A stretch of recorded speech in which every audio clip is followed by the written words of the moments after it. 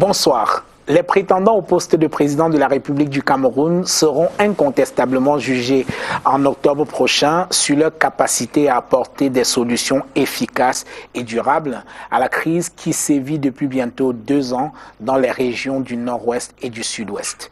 Il s'agit d'une crise majeure, non seulement pour les morts qu'elle fait, mais aussi parce qu'elle menace l'intégrité du territoire du Cameroun. À côté des considérations économiques importantes, les candidats à la présidentielle d'octobre vont avoir à se prononcer sur ce qu'il est aujourd'hui convenu d'appeler problème anglophone. L'un d'eux nous proposera ses solutions ce soir. Merci de rester fidèle à Canal 2 International. Merci de regarder la grande interview. Nous sommes en direct sur www.canal2international.net.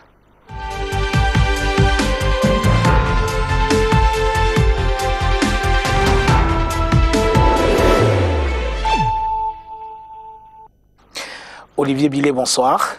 Bonsoir à vous Jean-Bruno Tagnin et bonsoir à l'ensemble de vos téléspectateurs. Vous êtes le président de l'UFP et candidat à la présidentielle d'octobre prochain. Nous aurons l'occasion tout au long de cette émission de parler de ce que vous allez proposer aux Camerounais. Mais avant, commençons par quelques sujets d'actualité. Le Cameroun a célébré la fête de l'unité, sa fête nationale, le 20 mai dernier. C'était l'occasion pour les partis politiques, aussi bien de l'opposition que celui au pouvoir, le RDPC, de faire une espèce de démonstration de force au cours des défilés un peu partout dans la République. Votre parti a été plutôt discret. On ne vous a pas beaucoup senti dans ces défilés-là. Que s'est-il passé ? Écoutez, nous avons été présents à ces défilés dans un certain nombre de localités, même si à l'UFP, nous considérons que le fait de célébrer la fête nationale ne devrait pas être confondu à ce que nous appelons la mascarade démocratique. C'est-à-dire ? C'est-à-dire que dans le fond, nous constatons que, si vous voulez, le rituel des défilés au Cameroun est devenu en réalité quelque chose de profondément inconsistant et qui ne traduit pas, je dirais, la vérité de l'engagement politique, la vérité de l'engagement démocratique des citoyens camerounais. En réalité, de quoi s'agit-il ? Il s'agit en réalité de vastes opérations de mise en scène au cours desquelles certains partis politiques, depuis d'ailleurs de très longues années, je vous rappelle que le défilé ne date pas simplement de 1990, les défilés au Cameroun remontent à bien plus longtemps que cela, oui. Et que au fond, tout cela est devenu des moments, si vous voulez, de grande comédie nationale au cours desquelles, eh bien, on va acheter quelques personnes au quartier, on donne un t-shirt ou un pagne, un peu d'argent pour boire et manger à la fin du défilé. Et puis, au final, on se rend compte que... Même les partis de l'opposition ? Ah, bien évidemment. Même les partis d'opposition se sont mis, évidemment, dans cette dynamique-là. Et donc, nous, à l'UFP, nous allons même parfois au défilé parce que les militants, certains militants le désirent.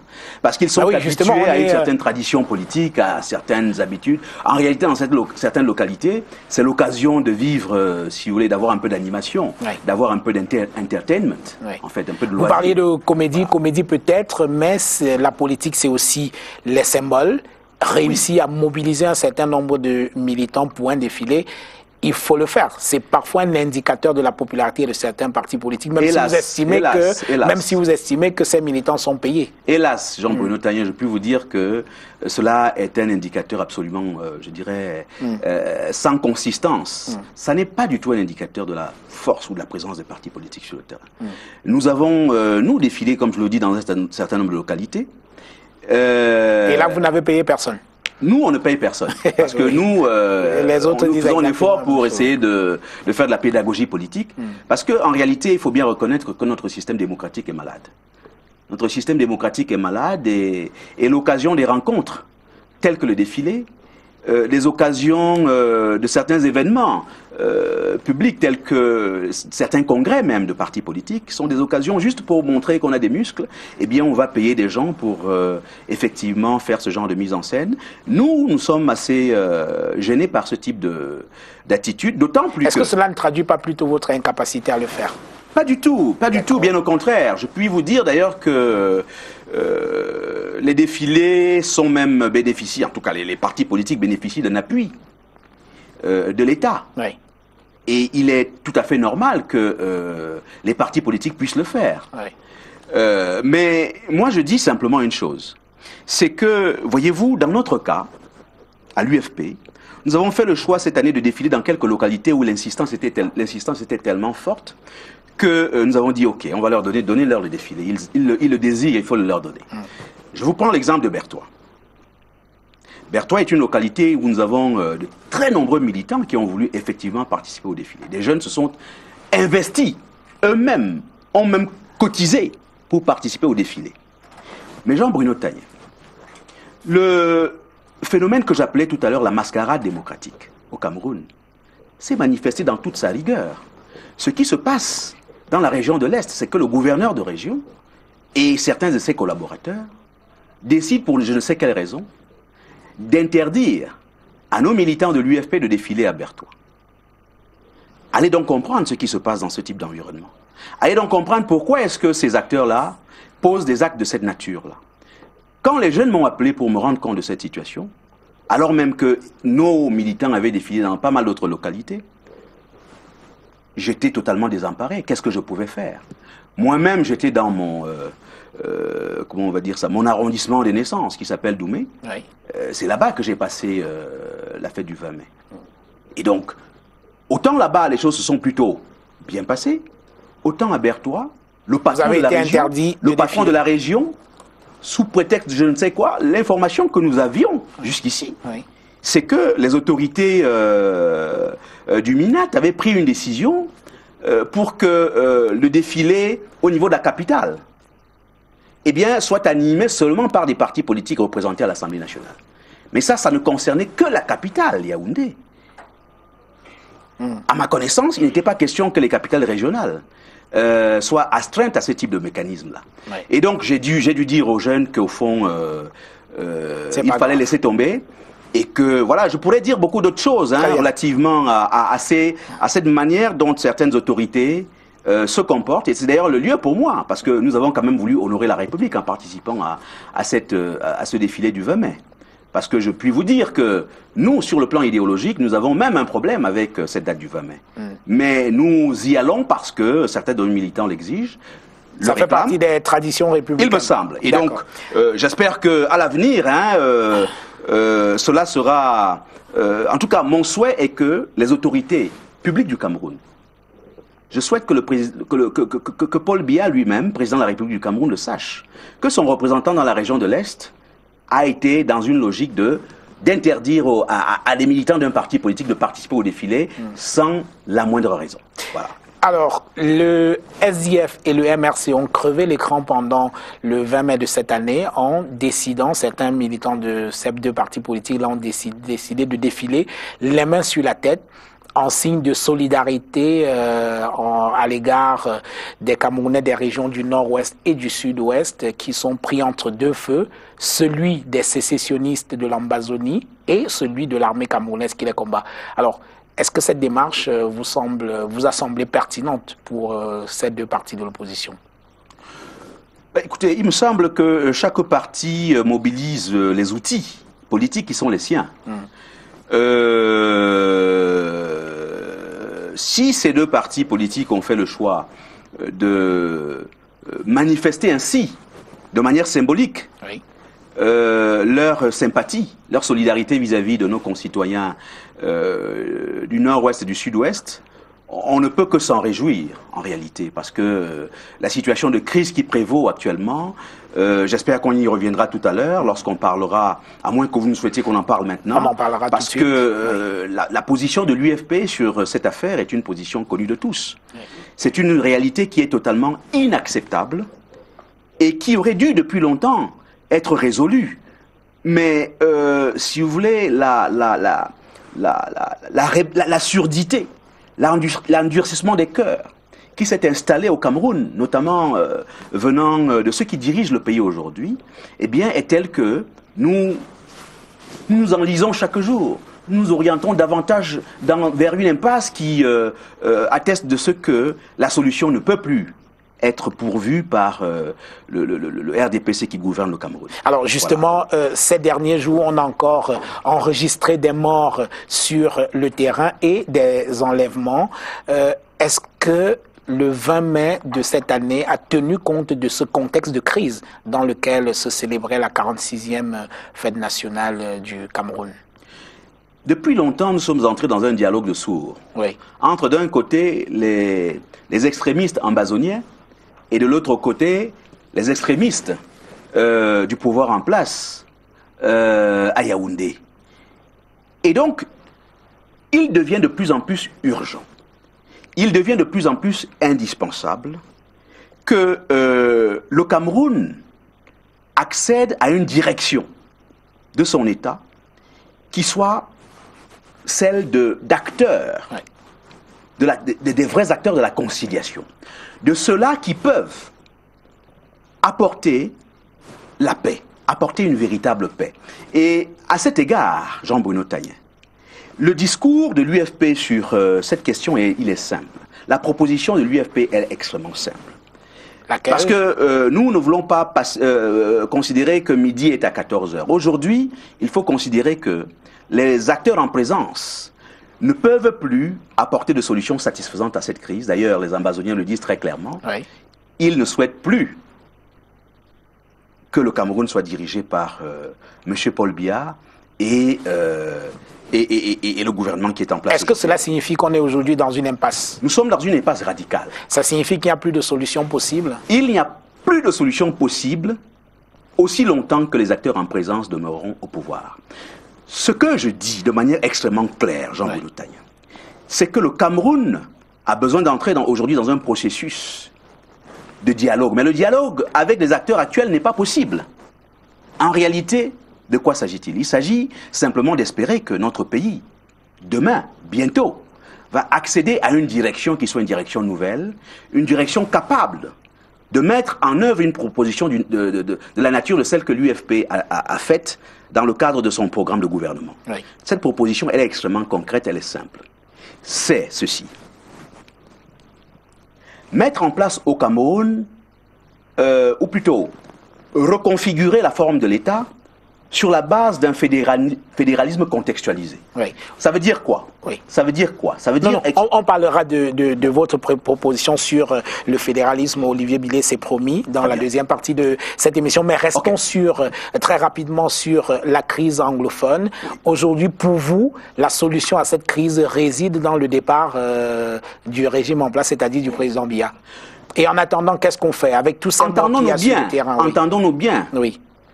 Le départ du président ne peut avoir d'intérêt que s'il donne lieu à l'avènement d'un ordre dirigeant nouveau, d'un ordre gouvernemental nouveau et d'un système véritablement alternatif qui propose la solution la plus idoine, la solution la plus adaptée à la situation. Parce que vous êtes bien conscient que ce n'est pas pour aujourd'hui.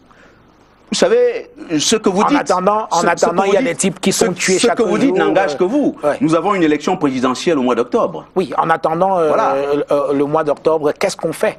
Écoutez, on est bien dans cette crise depuis au moins... Bientôt 2 ans. Au moins 2016. Oui. Comprenez? Donc, on peut encore attendre... quelques mois, je crois.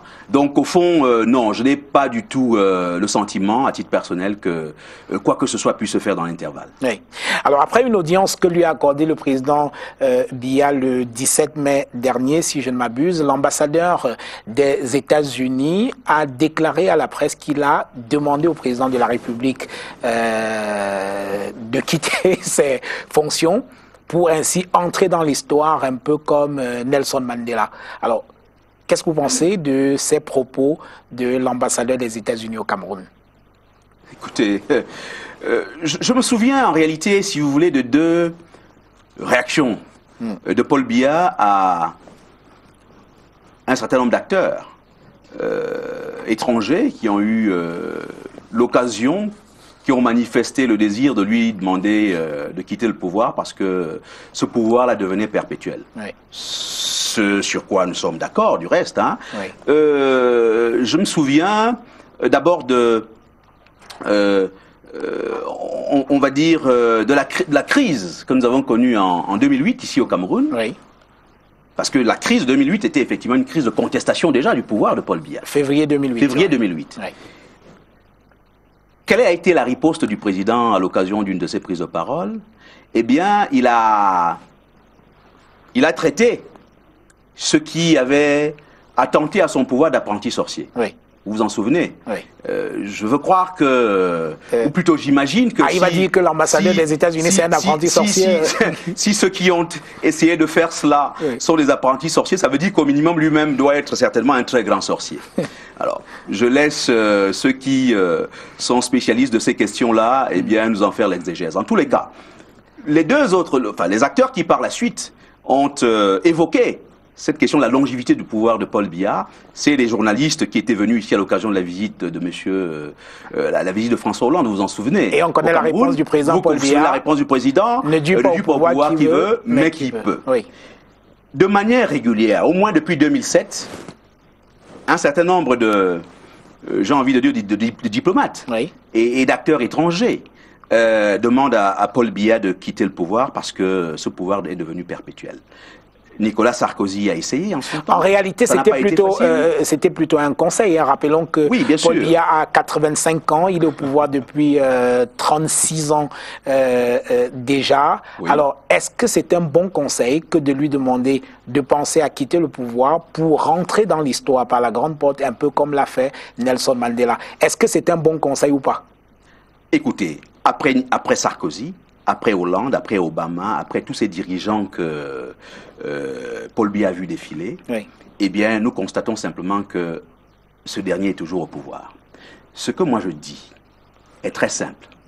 C'est que ce dont nous avons besoin aujourd'hui, ce n'est pas Jean-Bruno Tailleul, de la gesticulation diplomatique. Nous avons besoin d'actions concrètes sur le terrain. C'est-à-dire que si les États-Unis d'Amérique, première puissance mondiale, prennent l'initiative, décident d'évincer Paul Biya du pouvoir, il me semble que c'est la première puissance mondiale. Peut-être sont-ils capables de le faire. Attention. Mais en tous les cas, moi je suis Camerounais. Et je considère tout de même que nous n'avons pas besoin au Cameroun de la gesticulation du président des États-Unis d'Amérique. Souvenez-vous quand même qu'il y a quelque temps, il a traité les États africains d'état de merde, me semble-t-il. Je n'attends pas grand-chose de Donald Trump. Et je termine là-dessus pour dire que nous, ici au Cameroun, avons fait le choix de nous engager dans le combat pour, j'ai envie de dire, pour constituer, si vous voulez, une alternative politique réelle. Et nous avons besoin qu'avec les Camerounais, des dynamiques sérieuses, des dynamiques engagées se mettent en place pour que précisément les Camerounais soient en mesure si vous voulez, de construire eux-mêmes l'alternative dont ils ont besoin pour que le Cameroun accède à un demain qui sera meilleur. Je n'attends pas grand-chose de toutes ces opérations qui sont souvent des opérations de marketing politique dont les résultats sont finalement connus. Jean-Jacques Ekindi a dénoncé, parlant de l'ambassadeur des États-Unis, une immixtion dans les problèmes internes du Cameroun, alors que Calixte Beyala, que vous connaissez très bien, estime que l'ambassadeur des États-Unis a manqué à son obligation de réserve diplomatique. Vous savez, moi je dis quand même qu'il arrive un moment où en réalité ces questions de réserve diplomatique peuvent aussi devenir difficiles pour certains acteurs, parce que... Il semble que la diplomatie a beaucoup évolué. Hein, entendons-nous bien, je vais être clair. L'hypocrisie diplomatique. Oui, bien sûr, mais moi je vais être clair. Il est quand même difficile, effectivement, pour un pays qui se dit ami du Cameroun, de ne pas s'émouvoir de l'extrême longévité du président Biya au pouvoir. Moi, je pense que... Ça ne semble pas gêner la France. Hein. Vous avez lu la lettre de Emmanuel Macron. Il félicite le chef de l'État, salue... le ton est différent. Vous savez, c'est sans doute... Est-ce que c'est peut-être une question de style? Un style américain, le Cameroun reste un plus directif, et un style français un peu plus... Le Cameroun reste un pays du précaré français, incontestablement. Et je crois que Emmanuel Macron n'est pas dans la perspective de mettre en cause l'ordre néocolonial qui a été instauré par ses prédécesseurs. J'ai eu l'occasion moi-même de lui adresser une correspondance après son discours de Ouaga, il n'y a pas longtemps. il ne m'a toujours pas répondu jusqu'ici. Voilà, je lui ai exposé les phénomènes qui sont à l'origine de la souffrance extraordinaire des Africains et des Camerounais. Il n'a jamais répondu. Donc, je crois que vous avez raison, il y a effectivement chez les Américains parfois une approche peut-être plus directe, mais chez les Français oui, enfin, l'approche française est une approche beaucoup plus centrée sur les intérêts du précaré, les intérêts de la France face à son précaré. C'est-à-dire que Emmanuel Macron n'est pas du tout dans le registre aujourd'hui de remettre en cause le pouvoir de Sassou Nguesso, le président de Paul Biya, le pouvoir de Paul Biya, le pouvoir de Déby, etc. Il est dans la logique de la continuité de cet ordre néocolonial, de cet ordre néo- et endocolonial qui a été instauré depuis près de 60 ans aujourd'hui. Donc, moi je dis simplement ma déception par rapport au fait que le président des États-Unis d'Amérique est davantage dans ce qu'on va appeler le marketing politique par les réseaux du type réseau Twitter. Il a toujours du plaisir à tweeter pour susciter des réactions de la part des gens. Mais je constate que l'efficacité dans l'action diplomatique d'une puissance telle que celle des États-Unis d'Amérique n'est pas du tout au rendez-vous. Et ça, c'est tout à fait regrettable. On en reste là, Olivier Billet. C'était la première partie consacrée à l'actualité. Mesdames, Messieurs, je vous propose de faire plus ample connaissance avec notre invité, Etche Homo. Voici l'homme. C'est une signature de Samuel Louis.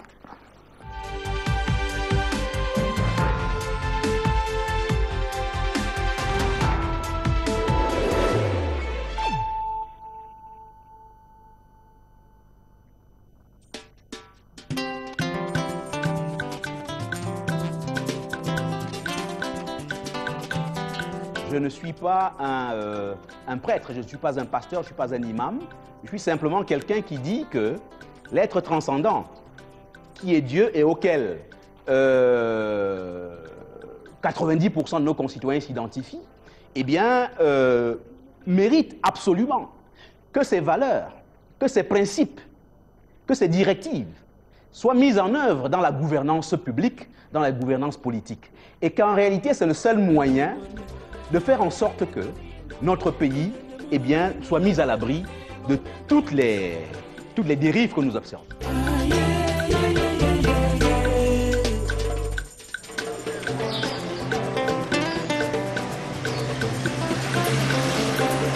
Je m'appelle Olivier Billet, mais à l'université, on parle du docteur Olivier Billet. Chargé de cours à l'université de Yaoundé 2 Estic, je suis également dans le domaine académique, enseignant à l'IFCPA, qui est l'Institut de formation et de conservation du patrimoine audiovisuel de la CRTV. J'ai également des charges d'enseignement dans d'autres universités, et notamment à l'université de Yaoundé 1.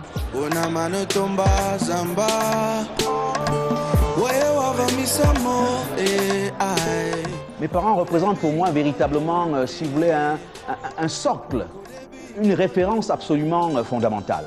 Ils ont élevé leurs 8 enfants, que nous étions, dans des circonstances et des conditions qui n'étaient pas toujours faciles, mais toujours dans un environnement où la dignité, le respect et l'amour du prochain, l'amour de Dieu, bien sûr, étaient des vertus cardinales.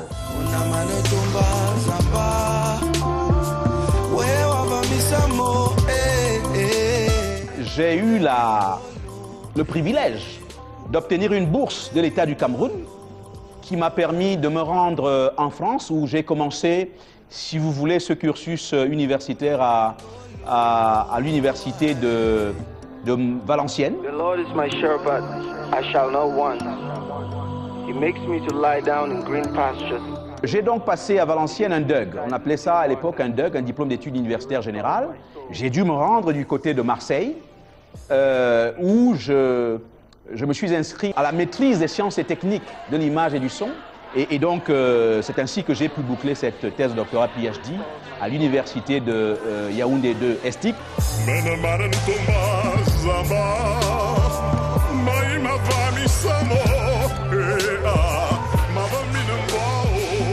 I like the fact that when he teaches, he ensures that everybody understands before he's moving to the next level. Actually, he's a very great teacher because he teaches in both English and French. So some of us who are English speakers, we tend to understand the course just like the other students. So from my own point of view, he's a great lecturer actually, and he teaches very well. He's very fatherly. On dirait même pas qu'on est dans un établissement, on est dans une institution.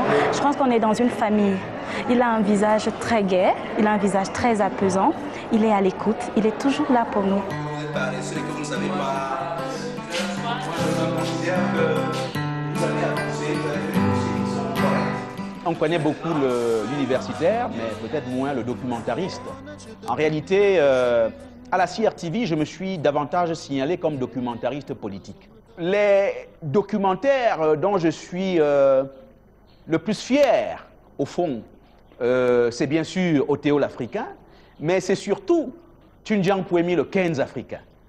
Parce que, au fond, voyez-vous, ce documentaire m'a permis d'explorer l'homme et son œuvre. C'est quelqu'un qui nous a laissé une œuvre absolument mémorable qui s'intitule Monnaie, servitude et liberté, la répression monétaire de l'Afrique. C'est, à mon sens, le livre le plus utile, le livre le plus important que l'on ait produit sur le sol africain.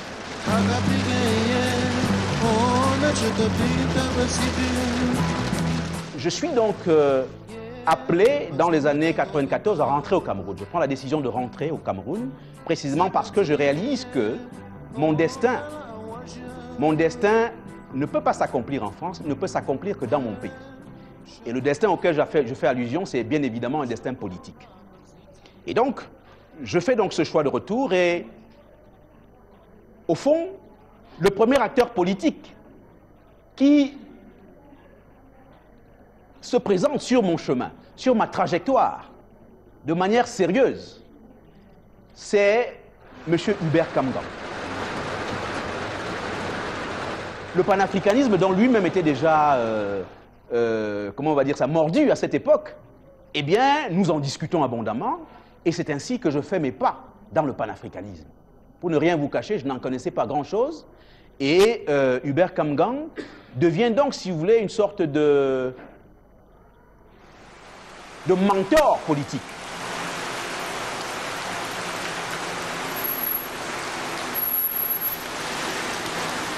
Ma lecture de la scène camerounaise, à un moment donné, m'amène à constater qu'au fond, le projet panafricaniste est insuffisant.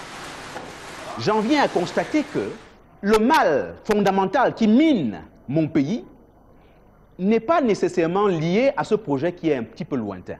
C'est un excellent projet, mais il est lointain. Et qu'en réalité, le diagnostic que moi je pose sur comment on va dire ça, sur le pays, mon pays qui est le Cameroun, est un diagnostic qui m'amène à considérer que le mal de base est lié à l'homme.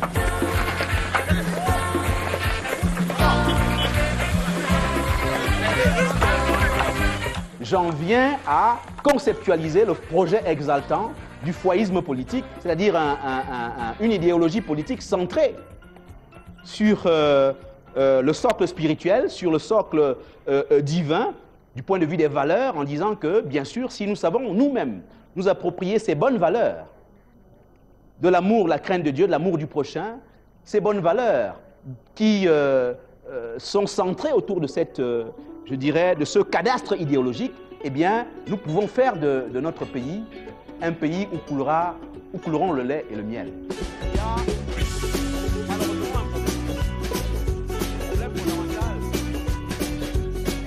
Mon désir, justement, c'est de ramener, si vous voulez, des bonnes valeurs au Cameroun. C'est de ramener des bonnes pratiques. C'est de ramener, si vous voulez, un environnement différent de celui que Charles Ateba Eyene avait appelé à l'époque l'environnement du magico-anal, du magico-occulte. Nous avons impérativement besoin de ça. Le Cameroun ne peut plus se permettre aujourd'hui, eh bien, d'être gouverné par des acteurs qui reproduisent les tares du passé. Donne-moi une vie, un espoir, une envie. Donne-moi une vie, quelque chose à perdre aussi.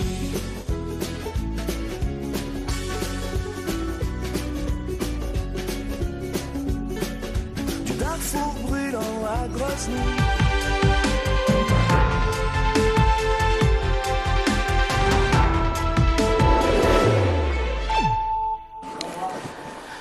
Retour dans ce studio pour la suite de cette émission avec notre invité Olivier Billet, président de l'UFP et candidat à la présidentielle d'octobre 2018. Nous allons aborder avec vous à présent votre programme politique. Ce sera beaucoup consacré à l'économie. Mais avant, est-ce que vous maintenez votre candidature pour la présidentielle d'octobre prochain? Alors, cette candidature a été annoncée officiellement le 24 octobre 2017. Elle est toujours d'actualité. Les événements de ces derniers mois et de ces dernières semaines me confortent davantage dans cette logique-là. Et il me semble que, plus que jamais, le pays a besoin j'ai envie de dire, de pouvoir être gouverné différemment. Je suis donc, pour toutes ces raisons-là, plus que jamais, candidat à l'élection présidentielle de 2018 au Cameroun. Alors, je ne pose pas cette question pour rien, parce qu'il y a quelques personnes qui commencent déjà à désister et d'autres qui, oui, il y en a qui ont jeté l'éponge, d'autres qui ont même décidé de ne pas y aller. Vous avez des noms? C'est le cas, par exemple, de Kawala. Voilà. Est-ce que cela ne vous inquiète pas un tout petit peu? Non, je crois Contre toute attente, Kawala qui était déjà candidate en 2011 et qui n'avait pas... elle décide de ne pas y aller. Écoutez, moi je suis un coureur de fond en matière politique. J'ai compris une chose, c'est que dans le monde politique, dans la vie politique, on ne gagne pas des victoires en étant un spécialiste du 50 ou du 100 mètres. En matière politique, il faut être spécialiste du fond. Il faut faire du 10 000 mètres, peut-être même du 20 000 mètres. Dans le cas d'un pays de grande hostilité politique comme le Cameroun, il faut être en capacité de s'installer dans une perspective, j'ai envie de dire, longue. Et de se dire que voilà, si à la première tentative, je n'ai pas réussi, eh bien, rien ne dit qu'à la deuxième tentative, je ne réussirai. Est-ce que vous comprenez, est-ce que vous comprenez ceux qui estiment qu'avec la loi électorale actuelle, il est presque illusoire de penser qu'on battra le candidat du RDPC, Paul Biya? Ce que je sais, c'est que les mécanismes politiques et électoraux qui sont en vigueur au Cameroun sont proprement impurs. Ils ont été conçus pour constituer une sorte d'avantage exorbitant pour le candidat du RDPC. Ça, tout le monde le sait. C'est un secret de polichinelle. Et donc, ce que je dis, moi, c'est qu'au fond, voyez-vous, cette réalité-là ne peut pas être un élément de nature à décourager l'acteur déterminé et engagé qui sait que un jour, eh bien, la déconstruction du régime qui appauvrit les Camerounais, qui opprime les Camerounais depuis plus de 50, plus de 60 ans, eh bien que cette déconstruction-là se fera. Et ce que je dis aussi souvent, et que peut-être beaucoup de personnes ne comprennent pas, c'est que la volonté des hommes peut consister à confisquer le pouvoir. Elle peut se cristalliser autour d'une intention comme celle-là. Mais généralement, l'homme propose et Dieu dispose. Et je dis simplement que, voilà, justement, l'homme peut avoir des intentions impures de cette nature, mais être totalement contrarié par la volonté souveraine de celui qui était à l'origine de toute chose. Est-ce que vous n'avez pas peur de faire finalement de la figuration, comme vous l'aviez fait en 2011? Ne m'obligez pas à donner votre score de 2011. Bah, je ne sais pas si vous semblez, je dirais, sous-estimer l'action spéciale. Enfin, l'action surnaturelle. Votre score de celui que j'ai nommé tout à l'heure, en parlant du maître du temps et des circonstances, Jean-Bruno Taïen, oui. C'est en lui que moi je fonde mon espérance. Je ne fonde pas mon espérance sur des éléments rationnels, absolument. Dans mon programme, il y a bien sûr une dimension rationnelle d'un programme qui a été élaboré dans tous les domaines. On y reviendra certainement tout à l'heure. Très bien, allons-y. Mais ce que je dis simplement, c'est que mon espérance à moi, exagérée, j'en conviens, elle est fondée précisément sur celui qui est à l'origine de toute chose. Très bien. Bon, parlons maintenant de concret. Laissons Dieu là où il est pour l'instant. Parlons de concret. Vous revenez donc. Nous, hein? Oui, vous revenez donc. Je n'en doute pas. Vous revenez donc cette année après, pardon de vous le dire, la déculottée de 2011. Vous revenez donc cette année avec un programme. Je l'ai lu. Il est costaud, il est volumineux, pas moins de 130 propositions. On ne va pas parler de toutes ces 130 propositions, mais restons sur l'économie. Et vous parlez de votre programme. Vous dites qu'il y a 130 propositions pour un Cameroun libéré et prospère, je vous cite. Alors, libéré de quoi? Bonne question. Nous arrivons en 2018 à... si vous voulez, aux propositions essentielles. Oui. Un Cameroun libéré de quoi? Un Cameroun libéré de beaucoup de choses que je ne saurais énumérer de manière exhaustive ici, parce que chaque Camerounais dans son quotidien subit précisément les affres de ces phénomènes qui les oppriment. Et donc, libéré de quoi? Libéré, Jean-Bruno Tagnin, de la misère et de la pauvreté qui tirent leurs sources. D'abord de la manière dont le pays a été mis sur la trajectoire de cet appauvrissement par les dynamiques à la fois monétaires, à la fois politiques, à la fois économiques, etc. Libéré d'un système du franc CFA qui ne permet pas aux enfants du Cameroun de se mettre en mouvement, de travailler et de produire pour devenir l'un des pays qui compte en Afrique. Oui. Ça, c'est un des axes de la libération. Oui. Le deuxième axe majeur de la libération, c'est la libération de tout ce qui constitue les cénacles ésotériques et occultistes que j'évoquais dans le reportage que vous avez diffusé tout à l'heure. Le pays, à travers les logiques de, comment on va dire ça, coloniales et endocoloniales, a hérité d'un système qui fait en sorte que le jeune Camerounais qui aujourd'hui veut exister, veut accéder à l'ascenseur social, est obligé de rentrer dans des cénacles, soit de, j'ai envie de dire, de sexualité alternatives et déviantes, soit alors dans des cénacles de l'ésotérisme et de l'occultisme, dont la Rose-Croix et la franc-maçonnerie sont les plus représentatives. Il y a cette, comment on va dire ça, cet élément-là, cette direction-là, dont le pays doit être également libéré. Il y a aussi, enfin, il faut le dire, et enfin, parce que évidemment là, c'est bien entendu, on ne peut pas tout citer, oui. Il y a tout simplement même, si vous voulez, la gouvernance camerounaise. Et cela, c'est l'ordre endocolonial, en tout cas l'ordre tel que les Camerounais eux-mêmes l'ont orchestré. C'est-à-dire ceux qui dirigent le Cameroun ont mis en place aujourd'hui, depuis très longtemps déjà, un système dont le but est de faire en sorte que même pas 5% des Camerounais vivent dans l'opulence et que 95% du reste de la population vivent dans la misère, dans les injustices, dans les inégalités et dans des souffrances qui ne se justifient pas pour un pays qui, en réalité, est un pays qui a été doté de ressources absolument extraordinaires de la part du Tout-Puissant. Voilà quelques éléments de libération, quelques pistes essentielles de la libération à laquelle je fais allusion. La partie économique de votre programme semble faire de la monnaie la clé de voûte du développement du Cameroun, et vous parlez clairement de sortie du franc CFA pour créer une monnaie autonome qui s'appellera le Camer. Cela est totalement exact, Jean-Bruno Tagnin.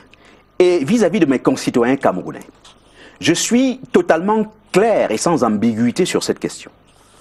Au moment même où beaucoup de nos concitoyens, beaucoup de mes, je dirais, rivaux, si je puis dire, dans cette présidentielle qui est à l'horizon, ne sont pas à mesure de présenter de manière claire leur position par rapport à cette affaire, moi je suis ce candidat qui dit aux Camerounais, qui dit aux Africains, très clairement que je veux être l'acteur de la déconstruction du système du franc CFA. Je veux être ce dirigeant, ce président de la République du Cameroun qui va mettre en œuvre les modalités de, je dirais, de mise à l'écart du franc CFA et de la mécanique de répression qu'elle représente, pour utiliser un mot qui est cher à Tunja Mpoimi, la répression monétaire de l'Afrique. Oui. De quoi s'agit-il? Il s'agit de ce que, eh bien, aujourd'hui, Jean-Bruno Tagnin, je prends un exemple simple pour que tous nos concitoyens puissent me comprendre. Allez-y. un classement des 10 pays africains. Des 10 pays africains les plus riches a été récemment rendu public. Et dans ce classement-là, n'existe aucun pays africain membre de la zone franc. Aucun. Le premier, c'est le Nigeria, qui fait valoir un PIB de 581 milliards de dollars de PIB. Et le dernier, le 10e, je veux dire, oui, de ce classement, c'est la Tanzanie qui fait valoir un PIB de 52 milliards de dollars. Notre pays, le Cameroun, est classé bien loin derrière avec ses 24 milliards de dollars. Très loin au fond. Très loin au fond. Si je prends cet exemple, c'est pour précisément confirmer cette information selon laquelle nous ne pouvons pas développer, nous ne pouvons pas faire accéder notre pays à l'émergence ou même à la prospérité par le système du franc CFA. Est-ce que la causalité monnaie autonome développement est aussi évidente que vous semblez le prétendre, Olivier Billet? Mais la causalité devient absolument mécanique et automatique lorsque précisément est mise en mouvement une gouvernance vertueuse. Bah oui, justement. Mais bien sûr, mais attendez, c'est une condition absolument minimale et élémentaire. Bah oui, parce que si vous citez le Botswana, bien évidemment, l'Angola et tous ces autres pays développés, certes, qui ont des monnaies autonomes, mais avoir une monnaie autonome n'a pas un effet mécanique sur le Mais tous ces pays que vous citez, le Botswana avec son Pula, oui. Le Botswana et son Pula, les 10 autres pays africains que j'ai cités tout à l'heure, Nigeria, Afrique du Sud, Égypte, Algérie, Maroc, etc., eh bien, c'est des pays qui ont une monnaie autonome et qui opèrent dans des environnements sociopolitiques qui sont ceux d'une gouvernance tout à fait convenable, tout à fait correcte. Et il me semble que ça, c'est quelque chose qui doit être ressorti de la volonté du peuple lui-même. Oui. Qu'y a-t-il de difficile à réaliser que de demander au peuple camerounais qui m'écoute en ce moment de faire accéder au pouvoir suprême un acteur qui serait en mesure de mettre en œuvre ce type de mesures, mais un acteur qui devrait également les rassurer par rapport à d'autres éléments relatifs aux questions de gouvernance, parce qu'en réalité, c'est de ça qu'il s'agit. On a juste besoin d'avoir un gouvernement qui gère de manière correcte, de manière propre, Oui. et à côté, un gouvernement qui, parmi les nombreuses mesures qu'il met en œuvre pour la transformation du pays, eh bien, dit que le Camer sera notre monnaie et que cette monnaie sera l'instrument grâce auquel les forces productives du Cameroun vont être mises en mouvement et que le plein emploi, qui est notre objectif majeur et essentiel, sera réalisé. C'est de ça qu'il s'agit. Oui, mais le plein emploi, on est bien d'accord, c'est une notion assez compliquée aujourd'hui à atteindre. Il y a très peu de pays au monde qui peuvent prétendre au plein emploi aujourd'hui. Même les pays développés n'ont pas le plein emploi. Attendez, vous savez, hein, le plein emploi est une notion, d'ailleurs, vous me permettrez de faire un peu de théorie. Oui. Parce que moi, j'ai bien compris que pour aller en politique, il faut comprendre la monnaie, il faut comprendre l'économie. Oui, le plein emploi. Le plein emploi est un niveau de, comment on va dire ça, de développement de l'économie d'un pays, qui n'est pas un niveau absolu et statique. C'est un niveau qui peut être repoussé. Oui, mais le plein emploi, surtout très, Olivier Billet, au taux de chômage. Non, c'est sur le plan économique à proprement parler. Le plein emploi, c'est pas seulement ne prenez pas, l'emploi n'est pas considéré ici au sens simplement de l'emploi des gens, le travail. Oui, on est bien d'accord. C'est une mauvaise appréhension de cette notion sur le plan théorique. L'OCDE pense que le plein emploi, c'est quand le taux de chômage est au niveau de 7%. L'OIT pense que c'est inférieur ou égal à 7%, à 5%. Et aujourd'hui, dans le monde, il y a très peu de pays qui ont moins de 5% de taux de chômage. Le plein emploi, ça c'est le taux de chômage. Ça c'est le taux de chômage qui est différent du taux d'emploi. Oui. Pardon, du plein emploi. Le plein emploi est un indicateur macroéconomique qui, au fond, agrège un ensemble d'autres paramètres. C'est pas seulement la question de l'emploi des gens, c'est pas seulement le travail, c'est pas seulement l'emploi salarié, c'est aussi comment on va dire ça, l'emploi optimal, enfin le niveau par rapport auquel le pays est parvenu à mobiliser et à mettre en mouvement un certain nombre de paramètres qui sont censés et un indicateur construire son économie. Par exemple, il y a la ressource humaine, bien évidemment, mais là-dedans, il faut également mettre les ressources naturelles.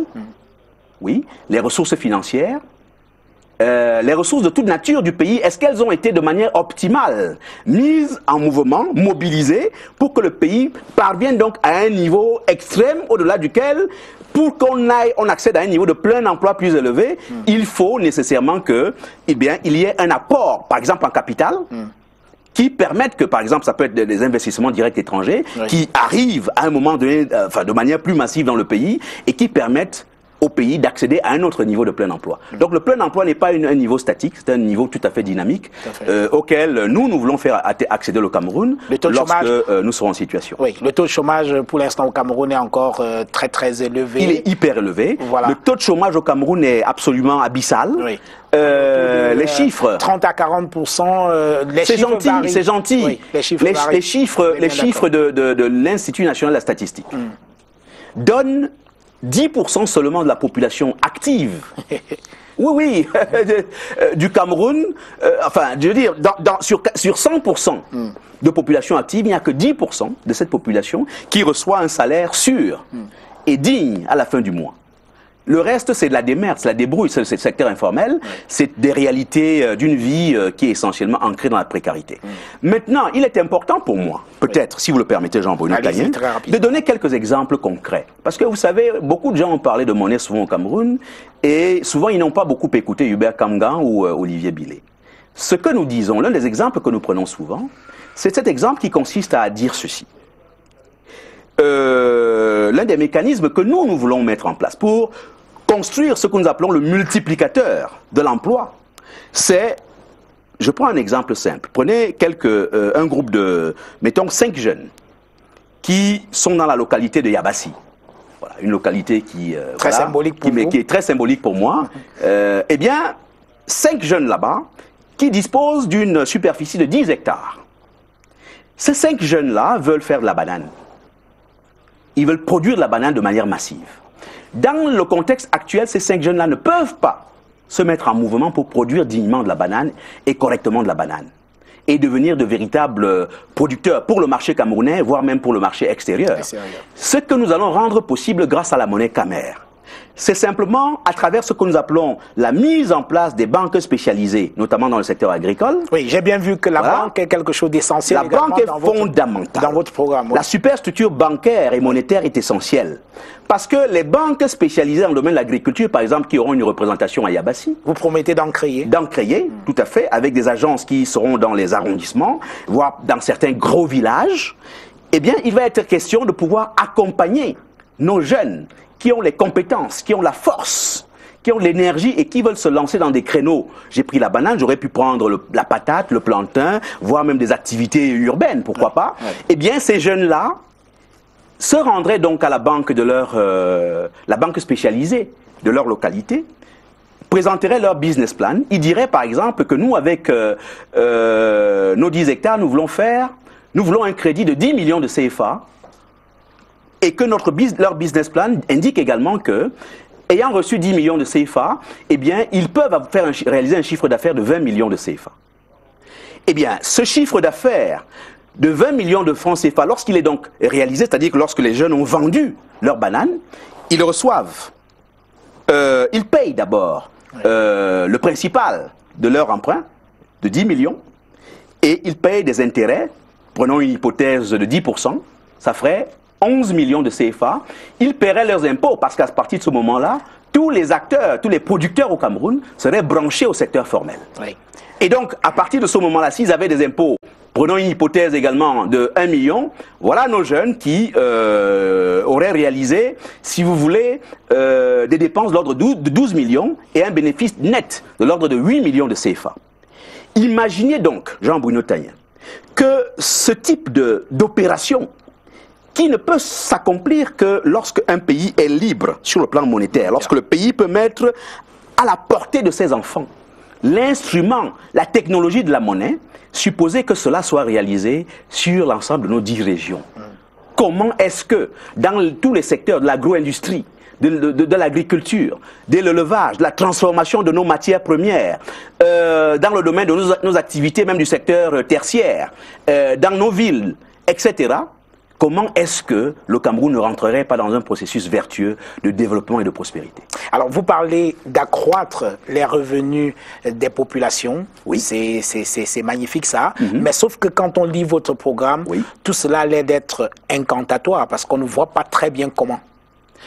L'accroissement des revenus de population procéderait à travers, du point de vue des politiques keynésiens de plein emploi. Donc j'ai esquissé qu'un des aspects tout à l'heure, C'est très théorique. l'aspect du financement. Keynes, ça commence Non, à attendez, attendez, c'est simple, c'est le financement de l'activité productive. Dans tous les pays du monde, vous allez en Corée du Sud, vous allez au Japon, vous allez aux États-Unis d'Amérique, vous allez en France, au Japon, dans tous ces pays que moi j'ai visités et dont j'ai étudié le système monétaire, la monnaie précède la production. La superstructure monétaire précède l'infrastructure économique et sociale. Mais pour faire simple, la monnaie précède la production. Ça veut dire que quoi? Si vous n'avez pas mis en place une monnaie libre, une monnaie indépendante, une monnaie bien gérée au bénéfice de votre pays, vous ne pouvez aller nulle part. Et donc, le premier aspect, c'est donc cela. C'est de mettre l'outil du crédit, l'outil de la banque au service des Camerounais pour pouvoir créer un maximum de richesses. Ça, c'est le premier levier. Le deuxième levier, maintenant, pour augmenter maintenant, parce que nous voulons que les fonctionnaires et les salariés au Cameroun aient de meilleurs revenus, aient de meilleurs salaires. Il faut augmenter les salaires au Cameroun. Cela est possible. Cela est possible simplement en réalisant ce que nous appelons la quête permanente de la qualité de la dépense publique. Ça veut dire que quoi? Dans un contexte comme celui-ci, où les experts nous disent clairement et où tous les Camerounais voient que 40% de la fortune publique sont distraits par toutes sortes d'opérations, de micmac, eh bien, nous voulons que ces 40% de la fortune publique du Cameroun, mieux gérée par l'exemplarité des dirigeants, bien évidemment, qui constitue la condition centrale et fondamentale, eh bien, que ces ressources-là soient mises au service d'une redistribution en termes de salaire et de revenus qui soit plus équitable au Cameroun. Oui, vous parlez justement de l'assainissement des finances publiques. Est-ce que c'est de cet assainissement des finances publiques que vous allez trouver les moyens pour la réalisation, pour la construction des infrastructures dont vous parlez? Parce que nulle part je n'ai vu le how.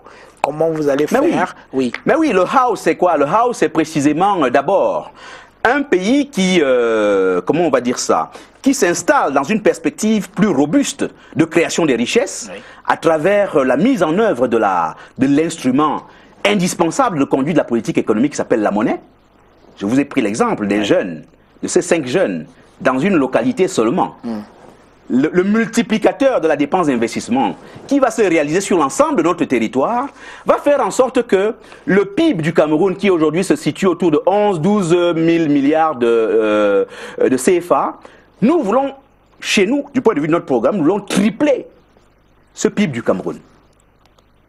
Tripler le PIB du Cameroun signifie être même encore en deçà, s'il vous plaît, de celui de la Tanzanie. En réalité, je ne voudrais pas être excessif dans les chiffres, mais je suis convaincu que nous devons rechercher l'objectif qui nous amène vers un PIB qui serait équivalent à celui de la Tanzanie. Et donc, lorsque vous mettez en mouvement les jeunes du Cameroun par le travail, Jean-Bruno Taillé, moi je suis un adepte du travail. Le crédit doit jouer son rôle au Cameroun. Et le crédit ne peut pas jouer son rôle au Cameroun aussi longtemps que le CFA est à l'œuvre. Seul. Donc pour vous, l'équation c'est monnaie. L'équation c'est monnaie.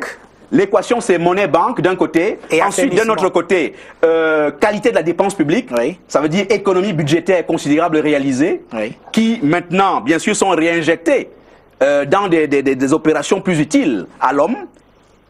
Et puis maintenant, il y a un autre levier de financement que je n'ai pas évoqué, qui est un levier absolument essentiel que nous allons également mettre en route.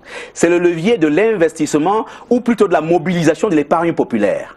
Jean-Bruno Taillé. Nous voulons créer un fonds d'épargne populaire sur le modèle de ce qu'en France on appelle par exemple le livret. Ils ont le livret A, le livret B et peut-être même le livret C. C'est un mécanisme qui veut que lorsqu'un jeune commence à travailler, public ou privé, eh bien il y a comment on va dire ça, un prélèvement automatique qui s'opère sur son salaire de l'ordre d'un certain pourcentage. Et c'est un argent qui est bloqué sur le long terme et qui permet à l'État de réaliser des investissements, entendu que cet État rembourserait cet argent à ce jeune qui a ainsi investi au bout de 15-20 ans. Voilà au moins, de manière extrêmement concrète, 3 mécanismes qui vont permettre de faire en sorte que, eh bien, sur la base d'un budget d'investissement sur notre mandature, Oui. nous voulons injecter au bas mot 30 000 milliards de CFA pour que précisément au Cameroun, on ne souffre plus de problèmes liés à l'énergie, on ne souffre plus de problèmes liés aux pénuries d'eau, on ne souffre plus de problèmes liés au déficit de routes, de voies de communication, et que les infrastructures au Cameroun deviennent des infrastructures véritablement modernes et au bénéfice d'une meilleure qualité de vie pour les Camerounais. S'agissant de l'agriculture, vous promettez la modernisation de l'agriculture, mais encore, vous dites, je vous cite, réguler le secteur agricole. Tout à fait. Qu'est-ce que cela signifie? L'agriculture est précisément au centre de notre projet, de notre programme, précisément parce que le Cameroun est un pays qui... au fond, a été béni des dieux du point de vue des terres. Au Cameroun, vous jetez des graines, elles poussent toutes seules. Et donc, nous ne pouvons ne pas fonder notre, j'ai envie de dire, notre mise en orbite développementale sans nous appuyer sur l'agriculture. Il est précisément question d'abord d'opérer ce que nous appelons une robuste réforme agraire. Il faut repenser la manière dont les terres sont gérées et distribuées au Cameroun. Oui.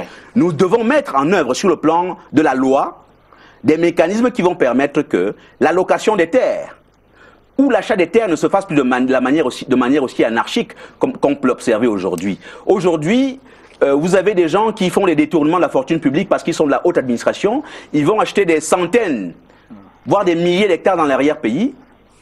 Eh bien, je veux que ce type de pratique cesse.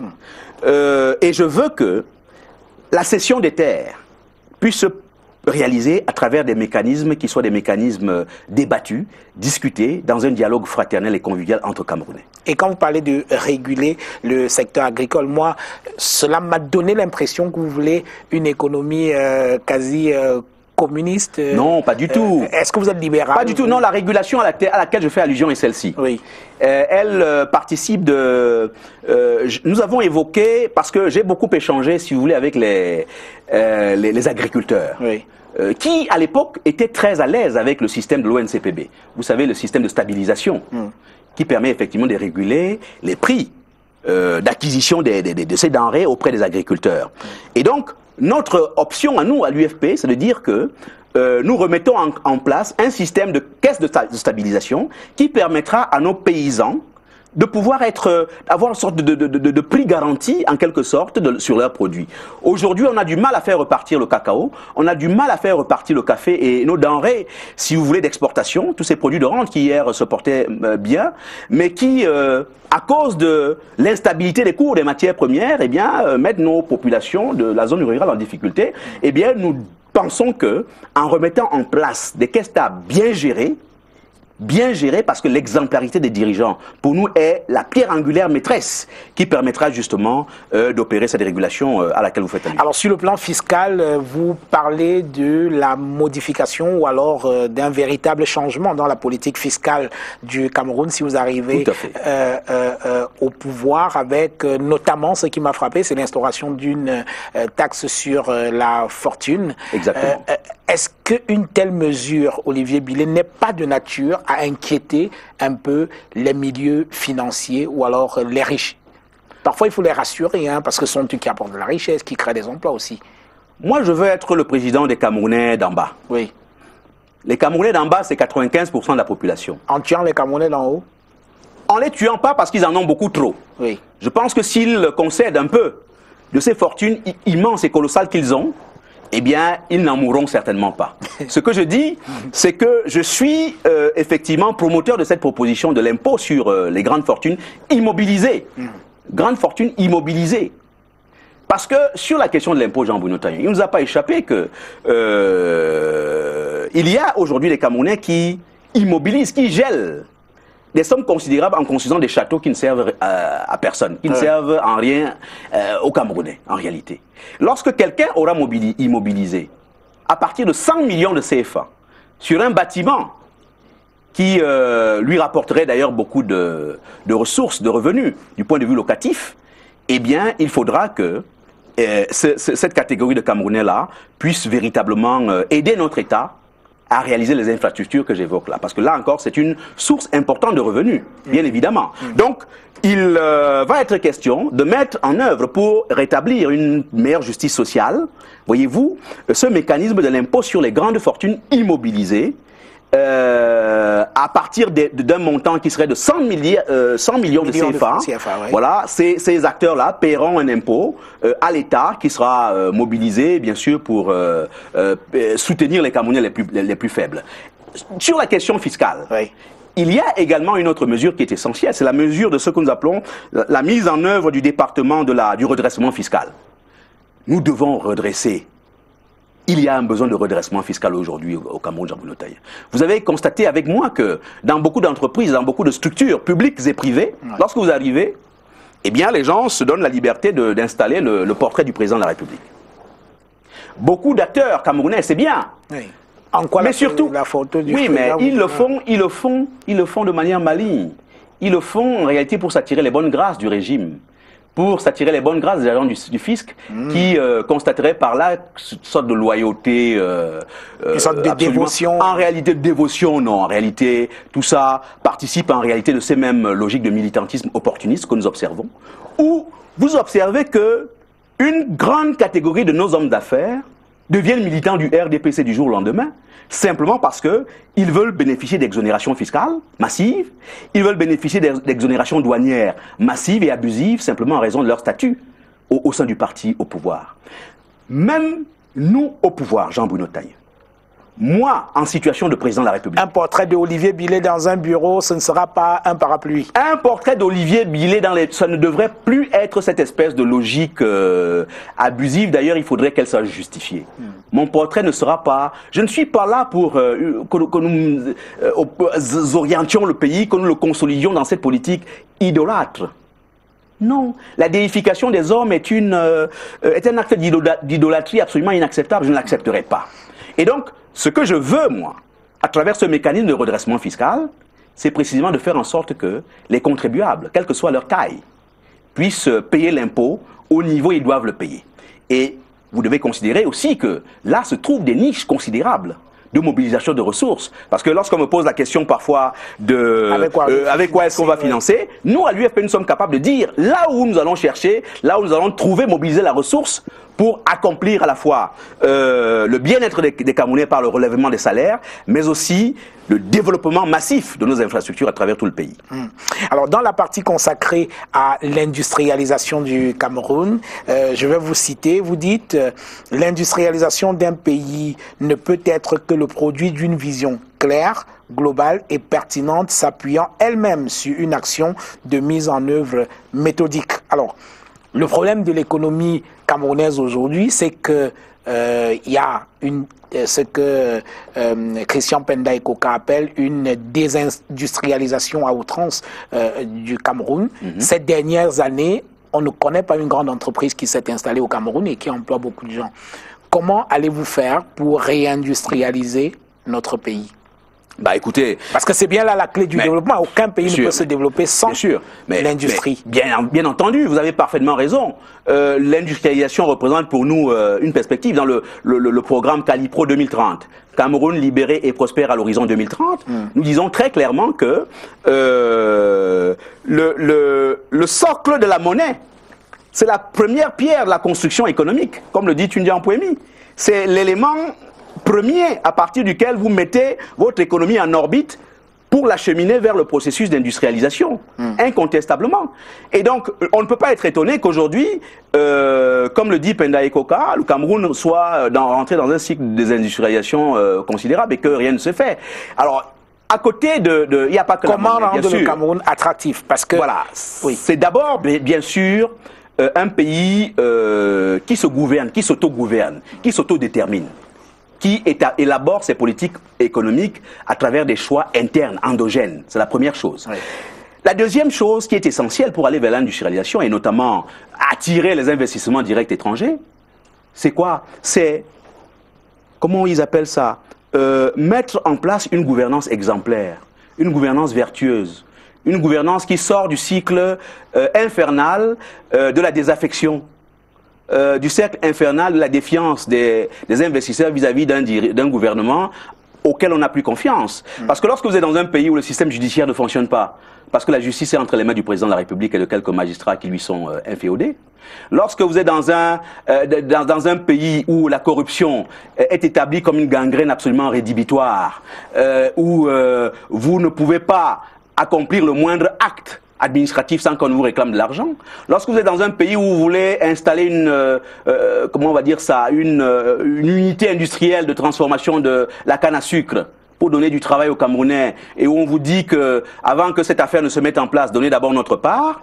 Lorsque vous êtes dans un pays où précisément le mapartisme est à ce point installé, lorsque vous êtes dans un pays, Jean-Bruno Tagne, où les mentalités sont à ce point polluées et gangrénées, en raison d'une dynamique qui est en marche d'escalier, parce que le poisson pourrit pour qu'il pourrisse, il commence par la tête précisément, eh bien, on est obligé de constater que ce sont des facteurs qui précisément vont travailler à ce que personne ne veuille investir dans votre pays. Mais lorsqu'on retrouve un pays vertueux, un pays exemplaire, un pays où la corruption a été réduite de manière significative, pour ne pas dire, évidemment on la réduit jamais de manière totale à 100%, mais évidemment on peut s'installer dans un cycle, dans un processus où les investisseurs de l'ensemble du monde entier viendront.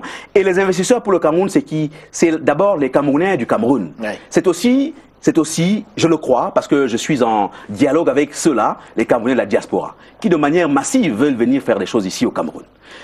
Mais c'est aussi ces non-Camerounais. Il faut donc réinstaurer la confiance. Il faut réinstaurer cette confiance qui ne peut être que le produit d'un leadership alternatif, d'un leadership où on retrouve à la tête du pays quelqu'un qu'on pourrait appeler Monsieur Propre. Et Monsieur Propre, là, ce serait Je vous laisse deviner de qui il s'agit dans le cas de cette campagne présidentielle Jean-Bruno Tagne, oui. Où je voudrais quand même dire que les casseroles abondent. Hein. Ah oui. Les casseroles abondent. Je ne vais pas en dire davantage. Ben écoutez, on verra, la campagne va s'ouvrir. Si vous m'interrogez sur le sujet, je pourrais y revenir volontiers. Très bientôt. Pour sortir des questions économiques, Olivier Billet, président, ce sera la fin des accords de partenariat économique, vous l'avez dit. Très clairement, nous allons s'aborder, nous allons dénoncer les accords de partenariat économique, comme nous allons dénoncer les accords de coopération monétaire signés avec la France. Très clairement.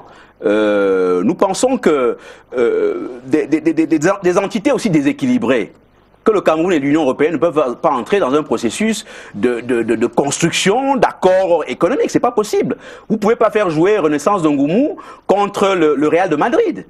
Il y a quand même un minimum de... Et c'est pas seulement le Real de Madrid, ce serait le Real de Madrid, il y aurait le Paris Saint-Germain, il y aurait la Juventus de Turin, il y aurait le Barça, etc. Parce que c'est quand même les 27, 28 États de l'Union européenne qui entrent dans un processus de commerce oui. et de négociation, tout au moins dans un processus de bargaining avec cet État africain qu'est le Cameroun.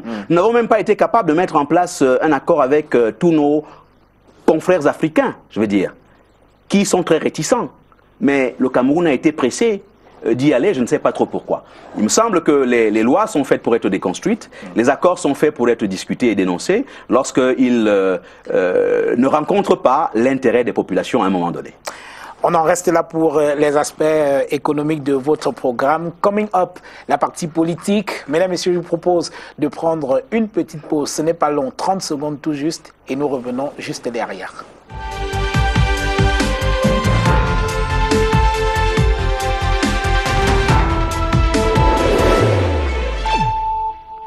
Voilà, retour dans cette émission pour la dernière ligne droite de cette émission avec notre invité Olivier Billet, président de l'UFP et candidat à la présidentielle d'octobre 2018. Dans la première partie de cette émission, nous avons parlé de l'économie et on a bien compris, si je voudrais me résumer, que votre programme économique se résume en un triptyque: monnaie, qualité de la dépense publique, et qualité de la dépense publique et mobilisation de l'épargne populaire. Voilà. Bien. Parlons à présent de politique, si vous le voulez bien, Olivier Billet. Il y a eu beaucoup de débats ces derniers temps, notamment à la faveur de la crise dans les régions du nord-ouest et du sud-ouest. Beaucoup de débats sur la forme de l'État. Et vous plaidez pour un fédéralisme à 10 États. D'abord, pourquoi pour vous le fédéralisme serait aujourd'hui essentiel pour le Cameroun, le retour au fédéralisme? Le retour au fédéralisme, mais un fédéralisme contextualisé. Oui. Parce que le fédéralisme de 61, c'est un fédéralisme à 2 États. Nous plaidons pour un fédéralisme plus ouvert parce que des modèles étrangers nous inspirent. Mais surtout, l'histoire du Cameroun nous paraît être quelque chose qui ne doit pas être, je dirais, transgressé. Nous avons besoin de redonner, si vous voulez, du baume au cœur à nos concitoyens de l'autre rive du Mungo. Le Cameroun s'est uni, nous sommes en train de sortir de la fête du 20 mai. Il faut quand même rappeler que cette question de l'unité, qui s'est d'abord réalisée à travers ce qu'on appelait la réunification, eh bien, cette problématique-là s'est d'abord accomplie fondamentalement à travers le désir des ancêtres du Cameroun, de nos ancêtres, qui ont fait le choix clair, le choix positif, le choix d'ailleurs à saluer, qui consistait à organiser le Cameroun sur une base fédérale. Parce que c'est une base qui permettait aux différentes composantes communautaires de pouvoir exister d'une manière où, comment on va dire ça, leur culture spécifique puisse être, on va dire, valorisée dans la République. Comprenez? Et c'est le cas au Canada, c'est le cas en Suisse, c'est le cas en Belgique. Est-ce que le Cameroun a les moyens de tenir un fédéralisme à 10 États? Écoutez, Jean-Bruno Tagné, j'ai besoin de développer sur cette question. Oui. Vous comprenez? Le Cameroun n'a pas un problème de moyens. Le Cameroun a un problème de gouvernance. Si la gouvernance du Cameroun devient vertueuse, alors le Cameroun, qui est un pays bien plus riche que le Canada, du point de vue des ressources, serait parfaitement à même d'entretenir, si vous voulez, un État fédéral sur la base de ces 10 États. D'ailleurs, le Cameroun serait plus efficace à ce moment-là. Alors, vous dites... Parce que l'argument des moyens qui avaient été invoqués de manière spécieuse ne tient pas 2 secondes, en réalité.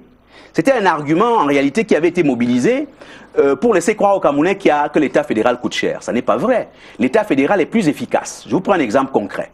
Prenez la Suisse. Il y a là-bas, je crois, 4 communautés linguistiques majeures. Francophones, anglophones, je crois, germanophones, et puis une 4e communauté. Oui. Je dis simplement que sur la base des cantons, la Suisse est organisée sur la base des cantons et des communes. 80% des ressources de l'État suisse, des ressources budgétaires, sont gérées, sont allouées aux instances locales, c'est-à-dire les cantons et les communes. Et 20% seulement sont gérés par l'État fédéral central, qui s'occupe des questions régaliennes, pendant que le principe de subsidiarité prévaut pour les instances locales.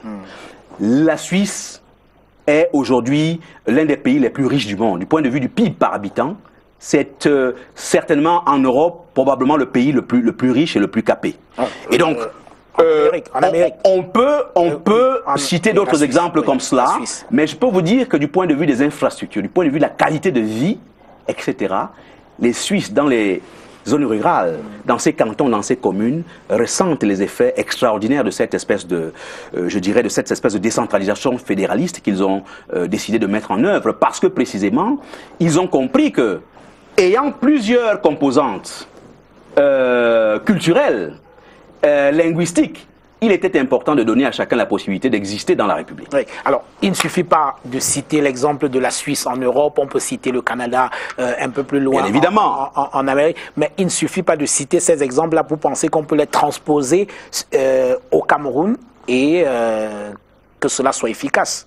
Parce que vous croyez que le Cameroun a inventé le droit constitutionnel? Non. Jean-Bruno Tagné? Non. Tout ce qui se fait dans nos pays, du point de vue de l'organisation de l'État, c'est des choses qui ont été importées et parfois un petit peu adaptées. Encore que moi, je suis de ceux qui pensent que notre intelligentsia, et c'est un sujet que je sais, dont je sais que vous tient à cœur. Oui, c'est peut-être pour ça que ça ne marche pas. C'est-à-dire copier des modèles étrangers qu'on veut adapter. Je vous fais observer que ça marche dans beaucoup d'autres pays. Alors, s'il s'agit simplement, comme vous l'avez dit tout à l'heure, Olivier Billet, de rassurer les Camerounais de l'autre côté du Mungo, pourquoi ne pas simplement appliquer de manière beaucoup plus efficace la décentralisation, qui jusqu'aujourd'hui n'est pas véritablement appliquée? La décentralisation n'est pas adaptée au Cameroun. La décentralisation sur le modèle régionaliste n'est pas faite. D'abord, ils n'en veulent même pas. Oui. Paul Biya et comment on va dire cela, et son gouvernement, Paul Biya et même ses, je dirais, ses acteurs de la préfectorale n'en veulent pas. Ils n'en veulent pas. Ils ne sont même pas capables minimalement de mettre en œuvre la décentralisation qu'eux-mêmes ont choisie à travers la Constitution révisée de 1996. Oui. Ils n'en veulent pas. Mais moi, je veux que nous puissions faire, si vous voulez, produire un discours plus fondamental, plus profond sur ce sujet. Parce que je constate encore que beaucoup de Camerounais francophones plaisantent avec cette situation qui prévaut aujourd'hui au niveau de la zone anglophone de notre pays. Ce n'est pas une plaisanterie. Oui. Les gens sont déjà allés extrêmement loin. Et la mesure minimale que nos frères anglophones pourraient accepter, moi j'ai échangé avec beaucoup d'entre eux, c'est l'organisation fédérale. C'est la forme fédéraliste de l'État, mise en œuvre non pas par le gouvernement actuel, qui d'ailleurs ne le peut pas, ne le veut pas, mais plutôt par un gouvernement nouveau, qui serait en mesure de leur donner des gages. Des gages liés au fait qu'ils pourraient bénéficier, eux, anglophones, du fait de pouvoir bénéficier de ce qu'est leur culture intrinsèque. Vous savez, ils ont été sous la tutelle britannique. Et nos concitoyens anglophones ont été, j'ai envie de dire, moulés à travers différentes réalités, par une autre culture. Que ce soit dans le domaine judiciaire, que ce soit dans le domaine éducatif, que ce soit dans le domaine politique, que ce soit dans le domaine parlementaire. C'est toute une autre culture. Ouais. Que ce soit même dans le comportement d'une manière générale, eh bien, il faut que nous donnions la possibilité à nos citoyens anglophones de pouvoir s'autodéterminer et de se déterminer en fonction de leur culture intrinsèque. Maintenant, les autres Camerounais des autres 10 régions, Jean-Bruno Taillefer, pardonnez-moi d'insister là-dessus, vont pouvoir bénéficier même de cette revendication fondamentale. Pourquoi? Parce que si nous inscrivons sur le modèle canadien, au Canada, c'est 2 langues, le français et l'anglais, et puis 10 provinces, qui en réalité 10 États. Eh bien, les autres régions, les autres États, qui seraient, n'est-ce pas, qui seraient ainsi libérés de cette logique jacobine qui prévaut actuellement, eh bien, cet État bénéficieront, si vous voulez, d'une gouvernance plus vertueuse, d'une gouvernance plus endogène, c'est-à-dire que on dira à un moment donné, voilà votre part du budget de l'État, allez la gérer correctement. Si vous la gérez mal, c'est votre problème. Il n'y aurait plus de mémoranda à ce moment-là. Oui. Il n'y aurait plus de revendications vis-à-vis du président de la République. Chaque région, à partir de ce moment-là, aurait la latitude, la possibilité de s'autodéterminer, de s'autogérer de la manière la plus convenable possible pour le bien de leur population. Oui. C'est de ça qu'il s'agit. Vous envisagez sur le plan institutionnel de tuer un certain nombre d'institutions comme le Sénat, le Conseil économique et social et beaucoup d'autres que vous jugez simplement budgétivores. Que je juge inutile. Oui. Donc, enfin, le jugement que je porte sur ces institutions, c'est que au fond, elle permet de caser des amis dont on ne sait plus comment se débarrasser. Vous en aurez besoin quand vous serez. Bon, moi, je m'efforcerai de ne pas en avoir beaucoup, ou tout au moins d'en avoir qui seront d'ailleurs qui seront déployés dans d'autres activités, dans le secteur privé, dans des structures économiques plus utiles pour le pays. Parce qu'en réalité, le Sénat aujourd'hui est un cénacle qui n'est pas utile à la République. Je pense que les ressources qui sont mobilisées pour entretenir les sénateurs sont des ressources qui seraient utilement plus pertinentes, plus intéressantes pour animer d'autres, je dirais, d'autres activités dans le pays. Il y a d'ailleurs dans cette même lancée de nombreuses entités en termes de le projet ceci, le programme ça, etc. Là aussi, c'est toujours des espèces d'institutions des petites structures qui sont mises en mouvement pour, voilà, pour aider, pour donner un peu d'argent à des copains politiques, pour leur permettre justement de faire tenir le parti dans leurs arrondissements et leurs communes. C'est dommage parce qu'en réalité, le pays a besoin d'autre chose. Notre pays a besoin d'aujourd'hui de qualité de la dépense publique. Je veillerai personnellement à ce que le moindre sou sorti du trésor public soit utilisé de la manière la plus équitable possible, la manière la plus utile et de la manière la plus productive possible. C'est de ça qu'il s'agit. Alors, vous êtes dans votre parti, vous parlez de du foyisme, vous parlez beaucoup de démocratie théiste. On ne va pas faire toute une émission là-dessus, mais je vais vous citer. Vous dites notre modèle de démocratie théiste est fondé sur une construction politique et une représentation du monde dont le centre de gravité est Dieu, le créateur de toutes choses. Alors, il ne vous a pas échappé qu'on est quand même dans un État laïque. Jean-Bruno Tagnin. Oui. Bien sûr que nous sommes dans un État laïque. Est-ce que les athées auront leur place nous sommes respectueux du principe, bien sûr. Dans votre République. Bien sûr, bien sûr. Nous sommes totalement respectueux du principe de la laïcité. Oui. Mais ce que nous disons simplement, c'est que, en réalité, on a trompé les Camerounais. Parce qu'on a amené les Camerounais à confondre laïcité et athéisme. Oui. Laïcité ne veut pas dire athéisme, ne veut pas dire paganisme. Laïcité veut dire respect de toutes les composantes religieuses au sein d'un pays, cohabitation fraternelle de toutes ces composantes religieuses, mais surtout aussi séparation entre l'autorité de l'Église, des églises, et l'autorité de l'État. Séparation claire. Oui. Parce que moi, je suis un croyant, certes, mais mes convictions, bien sûr, c'est mes convictions à moi. Et il est tout à fait normal que dans un pays comme celui-ci, où la population croyante, et d'ailleurs se situe à peu près 95% de la population des concitoyens camerounais, Jean-Bruno Tagnin, que nous devons avoir un pays qui s'émeuve de la manière dont la relation entre le gouvernement et les principes de Dieu sont orchestrés. Il ne vous échappe pas. Et ça, c'est important. Je voudrais que vous me permettiez de le dire aux Camerounais. Oui, très rapidement, on me fait des grands signes. On me fait des grands signes. C'est qu'au fond, l'Union européenne aujourd'hui, qui est la puissance des puissances en Europe, et qui, au plan mondial, constitue certainement la deuxième puissance économique, l'Union européenne a été construite par les fils de la démocratie chrétienne. Jean Monnet, Robert Schuman, Konrad Adenauer, etc. Angela Merkel en Allemagne, elle-même, patronne du Parti démocrate chrétien allemand, sont les héritiers de cette tradition idéologique et politique qu'on n'a pas importée au Cameroun jusqu'à ce que nous, l'UFP, nous arrivions. Voilà, donc nous n'avons rien inventé. C'est cette option idéologique qui a fait en sorte qu'en Europe, ils puissent réaliser ce qu'on appelait les 30 glorieuses. C'est 30 années de prospérité économique sans précédent, mais c'est aussi 30 années après lesquelles, ou pendant lesquelles, il n'y a plus eu de guerre. Oui, les 30 glorieuses, ça date quand même, hein. C'est de 45 à 73. Oui, mais bien sûr, c'est après 45. Mais vous n'avez pas... C'est après 45. Il ne vous a pas échappé quand même que... À l'origine des 30 glorieuses, il y a eu quand même le plan Marshall qui a permis de renflouer et de développer une économie européenne qui est sortie quand même laminée de la Deuxième Guerre mondiale. Donc, les 30 glorieuses... Bien sûr, il y a eu le plan Marshall, mais il y a eu surtout, n'oubliez jamais cela, la Communauté européenne pour le charbon et l'acier, la CECA, qui se met en place en 1952. Robert Schuman, Konrad Adenauer, je l'ai cité tout à l'heure. C'est eux qui, bien sûr, que l'appui américain a compté. Mais les Américains eux-mêmes, le président américain ne prête-t-il pas serment sur la Bible? Me semble-t-il. Donald Trump lui-même n'est-il pas un acteur qui a construit sa victoire politique, et tous les présidents américains ne vont-ils pas battre campagne dans les églises et les chapelles? Il me semble que cette question est essentielle. Promettez-moi d'être très très court, on risque de nous couper parce que l'émission est en train de s'achever. On nous accorde encore un peu de temps. Il y a encore beaucoup de choses à évoquer. On n'a plus beaucoup de temps, juste quelques secondes pour ces deux questions. Alors, quelle place, en 30 secondes, Olivier Bilek, quelle place occupera votre épouse dans la République? Écoutez, est-ce qu'elle aura une fonction officielle? Mon épouse occupera la fonction qui lui plaira.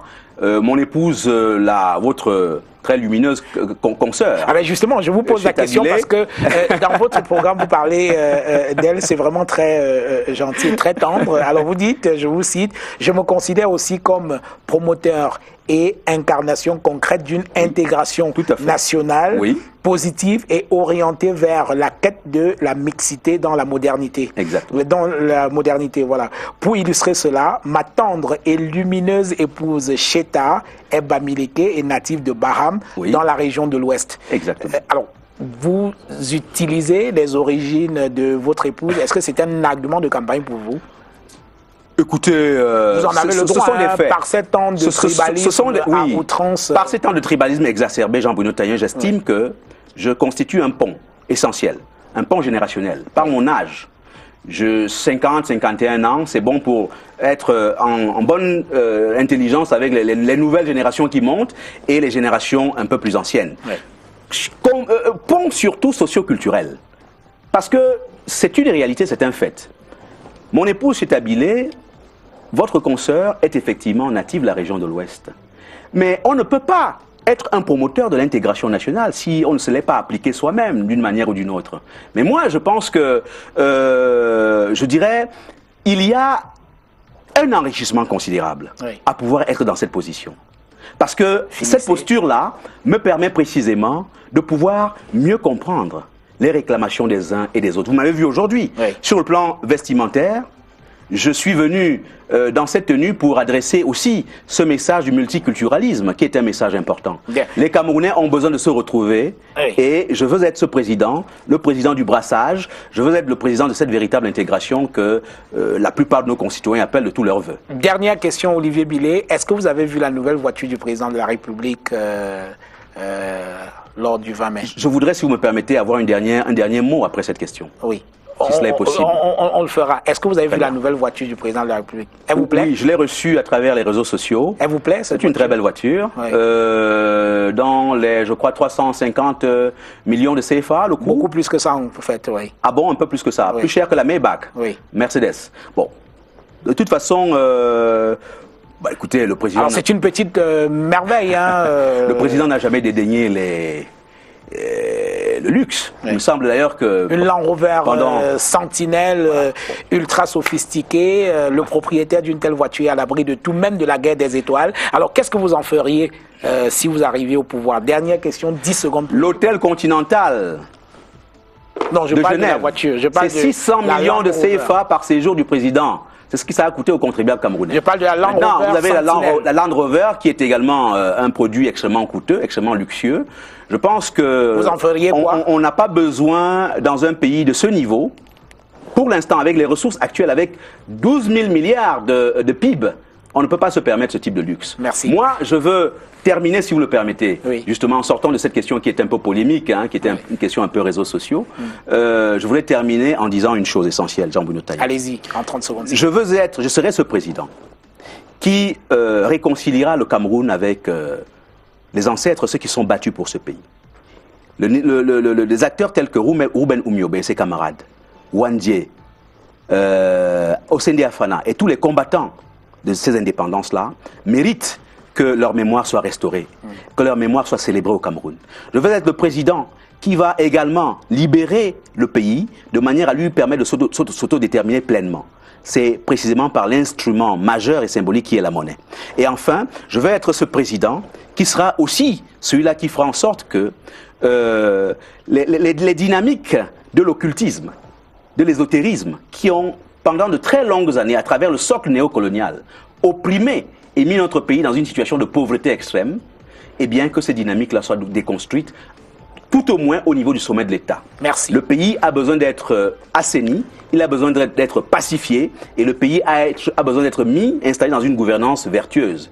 Je veux être ce monsieur propre-là qui permettra de faire du Cameroun un pays libéré et prospère à l'horizon 2030. On vous a entendu, merci Olivier Billet. Très rapidement et sans commentaire, quelques ouvrages, on n'a plus beaucoup de temps. Il y a ce classique de sciences politiques qui va vous intéresser, vous l'adepte de la démocratie théiste. Max Weber. Max Weber, Je connais très bien. L'éthique protestante et l'esprit du capitalisme. Tout à fait. Voilà, on en parle. Très pas. bon livre, très bon livre, que Magnifique je livre, conseille. voilà. Donc, il y a ce deuxième ouvrage sur le CFA, sur la monnaie. Sortir l'Afrique de la servitude monétaire. À qui profite le franc CFA? C'est un ouvrage collectif avec Kako Nubokpo, qui a été ministre de l'économie et des finances au Togo. Magnifique ouvrage également. Tout à fait. L'un de vos modèles, vous me l'avez dit quand je préparais cette émission, c'est Kwame Nkrumah. Eh bien, voici une autobiographie de Kwame Nkrumah, pour ceux qui voudraient en savoir un peu plus sur l'homme et son œuvre. Très, très intéressant comme ouvrage. Très bon également. livre. Un autre modèle chez vous, c'est Nelson Mandela, Conversation avec moi-même et une préface de Barack Obama. Vous n'avez pas évoqué mes modèles dans le reportage, oui, hélas. on les a notés dans le synthé de fin. Il y a cet ouvrage, il est tout nouveau, il m'a été envoyé par son auteur, Narcisse Banmo, La construction identitaire au Cameroun, entre ethno-bureaucratie et ethno-économie. C'est un Camerounais, il vit en Belgique, nous en profitons pour lui dire bonsoir, c'est un fidèle de cette émission. Ouvrage majeur également, un classique pour tous ceux qui s'intéressent aux questions monétaires en Afrique. Joseph Tchoundjian-Pouemi, vous avez consacré un documentaire à cet homme et c'est également l'un de vos modèles. Monnaie, servitude et liberté, un ouvrage que chaque Africain devrait pouvoir lire. Et enfin, vous avez plusieurs ouvrages. Oui. J'ai choisi de n'apporter que celui-ci. En réalité, c'est parce que je n'ai pas retrouvé l'autre. Les télévisions africaines face aux défis de la modernité, parce que vous êtes un homme de télévision. Voilà. Mesdames, Messieurs, c'était la grande interview. Merci Olivier Billet d'être venu. Bonsoir.